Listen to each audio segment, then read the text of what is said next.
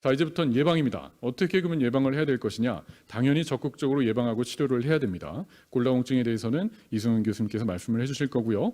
또 낙상에 대해서도 예방을 해야 됩니다. 넘어지면 안 됩니다. 대개 노인 계절별 실내 및 실외 낙상 사고 발생률을 퍼센티지로 내보면 옛날에 저희가 쉽게 생각하기로 언제 제일 많이 넘어질 것 같으세요? 겨울이죠, 그죠? 미끄러지니까 눈길에 미끄러져서 겨울에 제가 골절 환자가 많아서 제일 바쁠 것 같지만 전 요새 매년 그냥 매일 바쁩니다. 왜 그럴까요? 요새는 계절이 없어요. 그냥 여름에도 실내에서 넘어지시는 경우도 정말 많거든요. 그러니까 꼭 밖에서 미끄러져서 넘어지는 게 아니라 요새는 실내에서 넘어지시는 분들도 많습니다.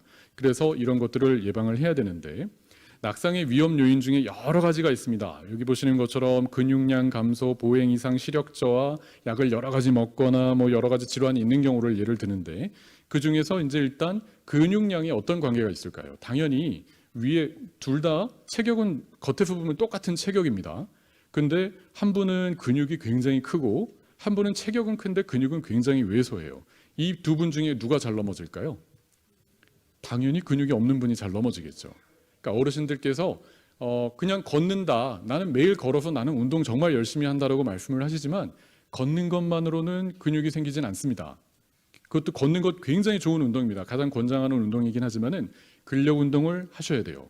그래서 어떤 근력 운동을 하느냐 이 자리에서 다 말씀드릴 수는 없지만 균형을 많이 잡고 넘어지지 않고 다리 근육을 키울 수 있는 가장 간단한 방법이 이렇게 책상이나 의자를 이렇게 잡으시고요. 다리 옆으로 이렇게 들어 올리는 운동 있죠? 내렸다가 들어 올렸다가 이 운동. 그냥 서 계실 때 이 다리를 들어 올렸다 내렸다 이 운동 번갈아 가서 하시면은 옆에 엉덩이 근육이 굉장히 발달을 하게 되거든요. 마찬가지입니다. 집에 계실 때도 TV를 보시다가 바닥에 누우시면은 옆으로 누우세요. 옆으로 누우셔서 옆으로 다리를 들어 올리세요. 에어로빅 하듯이 옆으로 들어 올렸다 내렸다 하는 운동 있죠?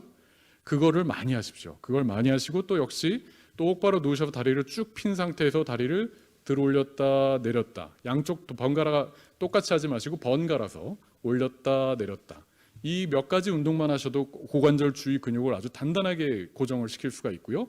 또 그냥 앉아 계실 때 엉덩이 힘주는 운동 케겔 운동이라고 들어보셨죠? 요실금도 예방할 수 있고 변실금도 예방할 수 있는 뿐만 아니라 고관절 주변 근육을 강화시킬 수 있습니다. 이런 운동을 꼭 하셔야 됩니다. 골다공증과 마찬가지로 지금 또 딴 얘기는 할 수 없으니까 근육량도 역시 연세가 드시면 나빠지세요. 그리고 그거를 갖다가 이제 근감소증이라고 합니다. 골다공증이 아니라 근감소증이라고 하게 되는데 근력이 떨어지면 아까 말씀드린 대로 일상생활의 기능이 저하가 되고 낙상, 넘어질 수 있는 위험도 굉장히 많아지고 영양실조가 걸리게 되면 이건 더 악화가 되고요. 운동 기능도 떨어지고 삶의 질도 떨어지니까 이 모든 게 합쳐져서 골절이 생길 수도 있고 또 골절이 생겼을 때 근육이 좋으신 분들은 아까 말씀드린 것처럼 수술 후에 굉장히 잘 빠르게 회복하세요. 근데 근육이 안 좋으신 분들은 역시 수술 후에도 잘 못 걸으시거든요. 이런 것도 굉장히 중요합니다. 그래서 노인 낙상, 노인 어르신들이 넘어지지 않게 하는 가이드라인이 있습니다. 당연히 다 알고 계시는 거지만 한 번씩 다시 읽어보면은 규칙적인 운동 프로그램을 시작하십시오. 꼭 아침과 저녁 이런 식으로 운동을 하시고 그리고 이것도 굉장히 중요합니다. 어르신들 이제 약 드시는 거 한번 가져와 보세요 말씀드리면은 진짜 봉지째 이렇게 가져오시는 분들이 있어요. 자기도 모르게 이과 저과 이렇게 다니시면서 약을 처방받으시다 보면 약이 거의 한 움큼입니다. 근데 그 약 중에 우리나라에서 이제 그거를 잘 보고 있습니다. 어떤 약이 어떤 약과 중복되는지를 이 차트를 처방을 하면은 중복된다고 이제 메시지도 들어오고 하는데 완벽하지가 않아요. 그래서 여러 어르신들께서 여러 병원을 다니시다 보면은 중복되는 약도 많고요. 그 약들 중에는 같이 먹으면 안 되는 약도 되게 많습니다. 예를 들어서 같이 먹으면 심하게 어지러워서 거의 비몽사몽해지는 약들도 있거든요. 그런 약들이 있는지를 반드시 체크를 하셔야 됩니다. 저희 병원에서는 아마 가정의학과나 노년내과 이런 데서 그런 약들을 가져오시면 잘 구분을 해드리고 정리를 해드리는 걸로 알고 있어요. 그런 것도 한 번쯤은 해보셔야 됩니다. 그리고 되게 단순한 것 같지만 시력 검사를 꼭 한 번씩은 하십시오. 잘 안 보여서 넘어지시는 경우가 많습니다. 일어나셔서 걸을 때 앞에 뭐가 있는데 못 보고 가다가 넘어지는 경우, 특히 전선줄이 굉장히 위험하거든요. 저쪽에 코드를 꼽기가 힘들어서 길게 연장하는 콘센트 있잖아요. 익스텐션이라고 그러는데 거기 줄에 걸려서 넘어지시는 분들도 정말 많습니다. 그게 안 보이거든요. 흰색이어서. 그래서 반드시 자기가 녹내장이나 백내장이 있어서 시야가 흐린지도 보셔야 되고 지금 끼고 계시는 안경이 잘 보이는지 한 번쯤 안과나 그냥 뭐 안경점에 가셔서 한번 체크를 받아보시는 것도 넘어지시지 않도록 하는데 굉장히 중요한 예방 요인입니다. 그리고 집안에서도 아까 제가 굉장히 많이 넘어질 수 있다죠. 욕실에서 미끄러지지 않도록 꼭 고무 깔판을 까시고요. 그리고 저희 병원 같은 데 보면 화장실 옆에 이렇게 안전봉 같은 거 있잖아요. 뭐 벌써 하실 수는 없겠지만 좀 어르신들 중에 주변 분들 중에 어르신들 중에 조금 넘어지기가 쉽다 그러면은 요새 이런 거 그냥 인터넷에 쳐보면은 손주분들한테 말씀을 하세요. 이런 거 하나 사달라고 하시면은 집에서 아주 쉽게 설치가 됩니다. 짚고 일어나시는 게 가장 안전합니다. 그리고 자주 사용하시는 물건은 선반 위에 놓지 마십시오. 저희가 응급실에서 가장 많이 보시는 또 환자분들이 어떤 경우냐면 의자 놓고 선반 위에 거 꺼내다가 떨어졌다.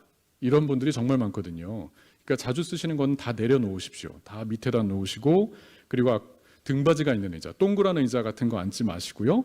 그리고 조명으로 집안을 항상 밝게 유지하십시오. 일어나셨을 때 반드시 불을 켜시고 바닥에 걸려 넘어질 수 있는 아까 그런 것들, 익스텐션이나 여러 지저분한 것들, 심지어 옷을 개어 놓으신 것도 항상 위에다 올려놓으시고요. 바닥에 놓지 마십시오. 저희 어머니 댁엔 그래서 이런 것도 사드렸어요. 요새 이런 것도 있습니다. 위치 센서라고 그러죠. 저희 뭐 현관문 들어갈 때 불이 이제 자동으로 탁 켜지는 거 아시죠?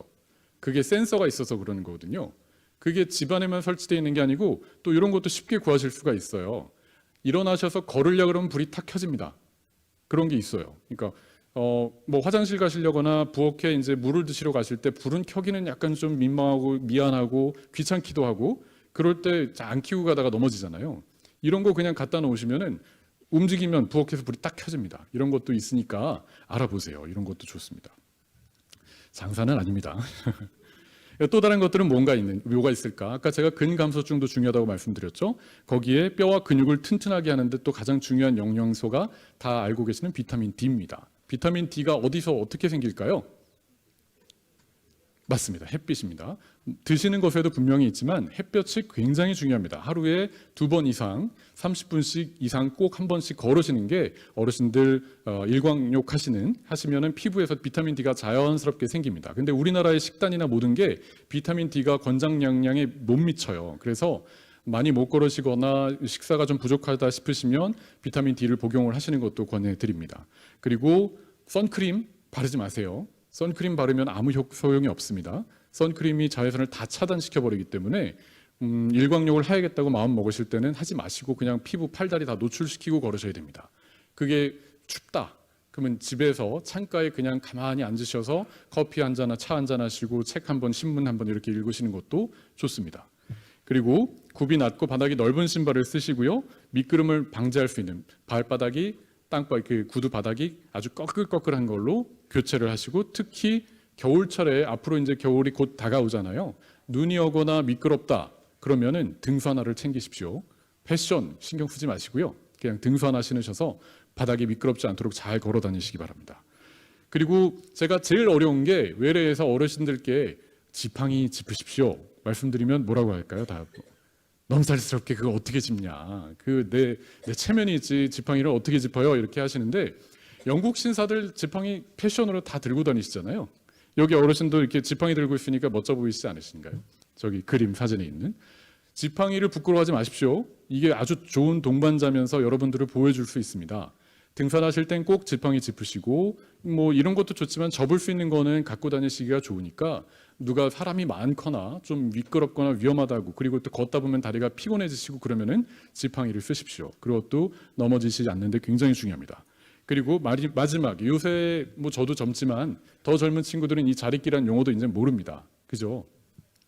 주무시기 전에 목이 항상 마르죠. 목말라서 항상 부엌을 가게 되시는데 머리맡에 자릿기를 놓고 주무십시오.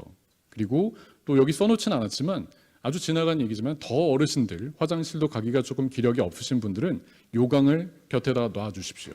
요강을 놔주시고 방에서 해결을 하시는 게 가다가 넘어지는 것보다는 훨씬 더 안전합니다. 이런 식으로 낙상을 예방하게 되면 골절도 예방할 수가 있는 거죠. 네, 경청해 주셔서 감사합니다. 질병이나